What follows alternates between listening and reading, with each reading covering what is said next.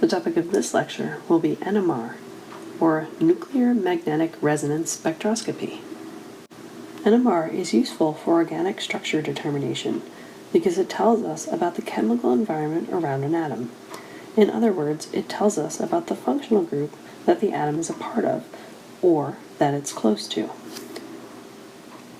NMR is most commonly used to study protons or carbons, but it can be used to study any nucleus with an odd number of protons, which is an atomic number, and or an odd number of neutrons. Its protons plus its neutrons are the mass number. So, for example, we can study the proton nucleus with NMR. This is called proton NMR. The proton has a mass number of 1. We can also study carbon with NMR because carbon has a mass number of 13. Other nuclei we can study with NMR are nitrogen 15, fluorine 19, and phosphorus 31. An example of a nucleus that we cannot study with NMR is carbon 12. Carbon 12 has an even number of protons and an even number of neutrons, making it invisible by NMR. What all of these nuclei that we can study using NMR have in common, these nuclei with odd atomic numbers or mass numbers, is that they all have a nuclear spin. Remember that a nucleus is positively charged.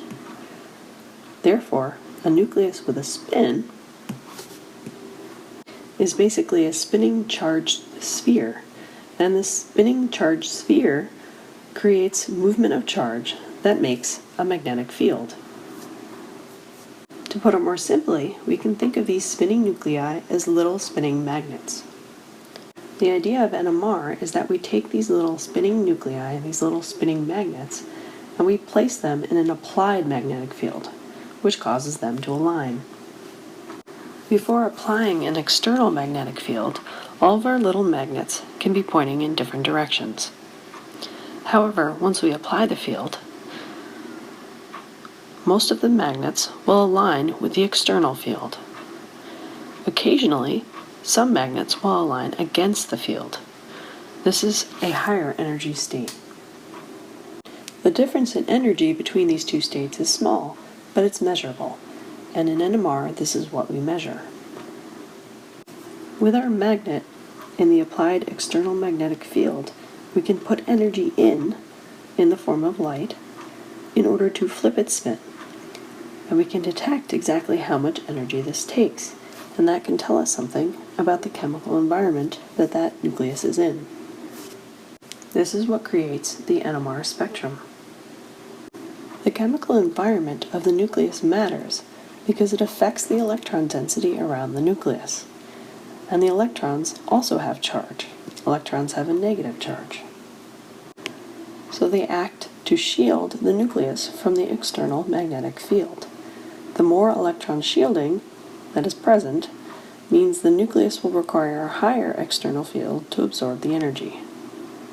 The amount of shielding of a nucleus can be predicted using the relative electronegativities of the atoms around that nucleus. Let's look at proton NMR for an example.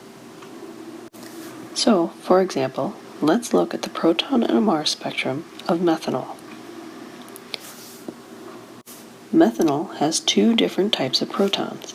It has the protons that are attached to the carbon. These are more shielded because they're attached to the less electronegative carbon.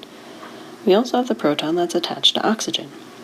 This proton is less shielded because it's attached to oxygen, which is more electronegative.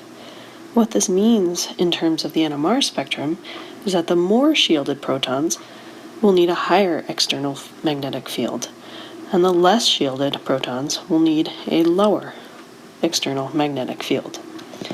And so what the spectrum will look like of methanol is that we will have one peak that is due to the proton that is attached to oxygen, and we will have another peak at a higher external field that is due to the protons that are attached to carbon. Because the direction of the magnetic field increases from left to right, the left side of the spectrum is called downfield, and the right side of the spectrum is called upfield. The x-axis on an NMR spectrum is called the chemical shift, and it is measured in parts per million, otherwise known as ppm. This is measured relative to a standard, which is set at 0.